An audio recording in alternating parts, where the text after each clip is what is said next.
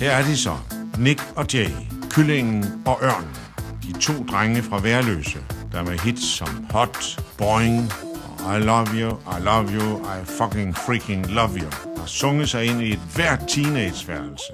Nick, gruppens bjergrytter, har med sine bare 27 år allerede formået at gøre en forskel på de skrå brædder, og med et næsten euforiserende tråd danser han hen over scenen som en ung Pantani i udbrud. Jamen altså, jeg er blevet kaldt en ung Pantani i udbrud, ikke? Så det går da helt klart rigtig svedigt godt med at danse, altså. Og så har vi Jay, en lykkerytter, en ung Humphrey Bogart, gruppens absolut stærkeste på enkeltstarten, der som han selv siger, glæder sig til at komme på landevejen igen. Jamen, det skal helt klart blive fedt at komme på landevejen igen. Jeg glæder mig blandt andet til de der gigs der med det store awardshow. Mine damer og herrer, til at overrække aftenens første pris og levere aftenens første musikalske indslag, kommer her Nik og Jay.